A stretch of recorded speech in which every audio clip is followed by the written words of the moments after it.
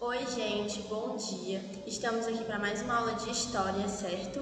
Mas antes, algumas dicas de estudo. A primeira é que vocês busquem um lugar sossegado e silencioso da casa de vocês, para que vocês possam se concentrar e ter um bom rendimento. Não esqueçam de pegar seus materiais como caderno, lápis e borracha e o seu livro didático para ele servir como base durante nossa aula. Dando continuidade à nossa aula anterior, hoje a gente vai continuar falando da formação dos Estados Nacionais, agora a parte 2, certo?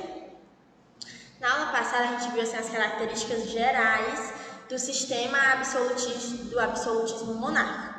Hoje a gente vai ver mais especificamente como foi a instauração, como foi a aceitação, certo? Quais foram as técnicas para o povo aceitar esse sistema tão bruto e tão centralizado nas mãos de uma pessoa.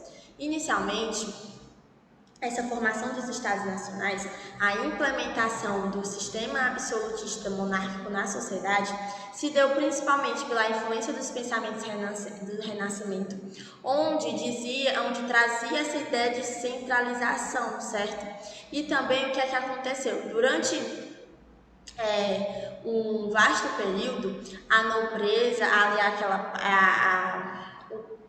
a nobreza dos territórios, com tanto de impostos que eles tinham cobrado, com tanto impostos que eles vinham acumulando com o tempo, eles conseguiram um grande acúmulo de renda, certo? Então eles estavam com muito dinheiro em suas mãos. E também eles fizeram, o sistema absolutista monárquico, uma aliança com a Igreja Católica, porque como a Igreja Católica no período da Idade Média, ela te controlava tanto, tinha tanta influência, tinha tanto poder, ele precisava, o sistema absolutista monárquico, ele precisava se aliar com a Igreja Católica para aumentar sua força, aumentar sua influência, porque tendo a Igreja ao seu lado, conseguiria com maior facilidade ascender, conseguiria subir ao poder, conseguiria implementar, conseguiria botar na sociedade o sistema absolutista monárquico com mais facilidade.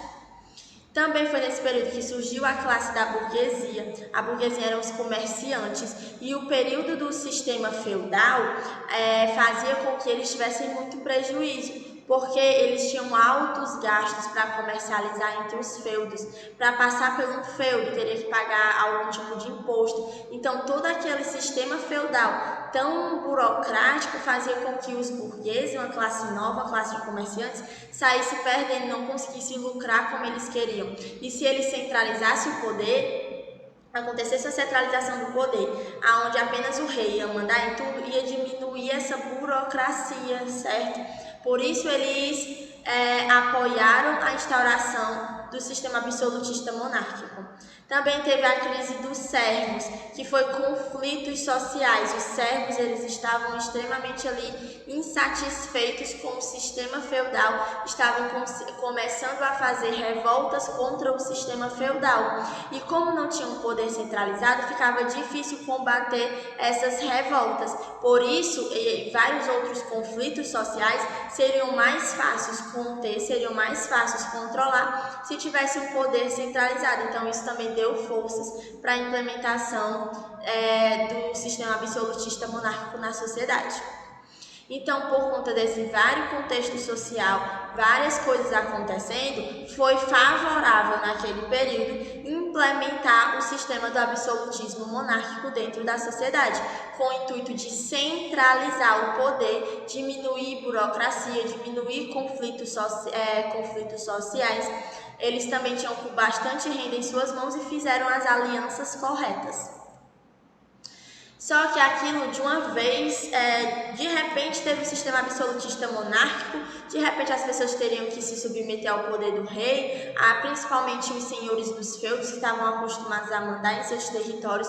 Então, para começar a implementar, começar a convencer o povo de que o sistema absolutista monárquico era o certo, é o que iria ajudar a sociedade, surgiram várias teorias, que é chamada de teorias absolutistas. Que, relembrando, eu só botei poderes centralizados nas mãos do rei, para a gente lembrar qual é a principal característica do sistema absolutista, que é o poder nas mãos de uma pessoa só, o rei.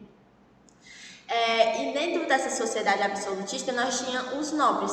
Os nobres, eles eram ali quem comandava no sistema feudal, mas eles não tinham tanta força nem tanta influência.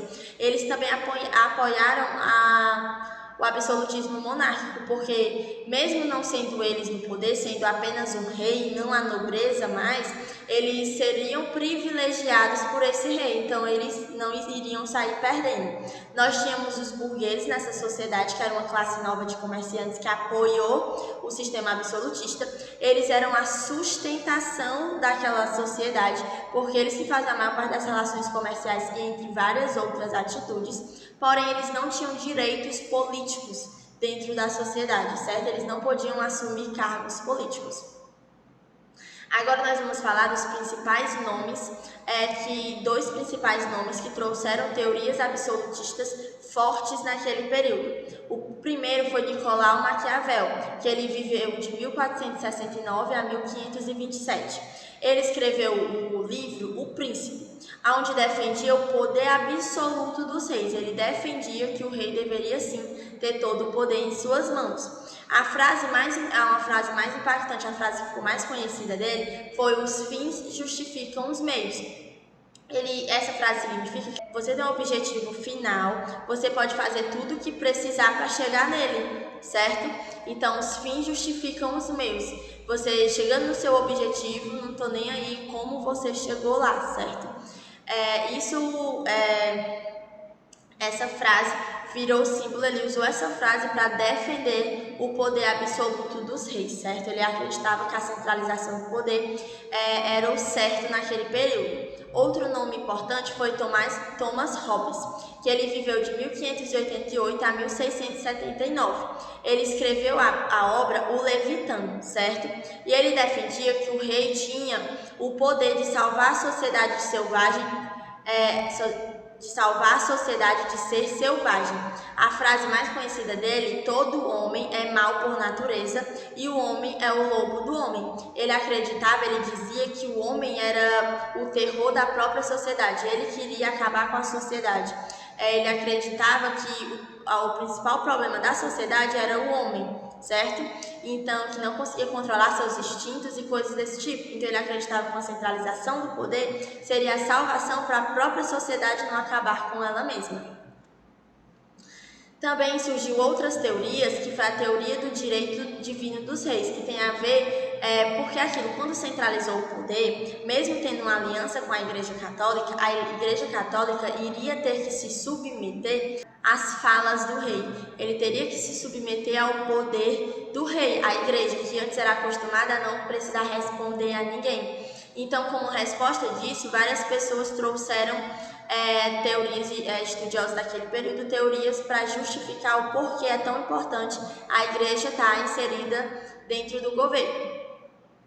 Uma frase bastante conhecida foi a de Jacques Bousset, que é: o trono real não é o trono de um homem. Nessa frase ele quer dizer que o trono ele é divino, quem está lá está representando, foi escolhido por Deus, certo? Então deveria respeitar as leis de Deus, deveria respeitar a Igreja, que na visão deles é quem representa os gostos, as leis de Deus na Terra.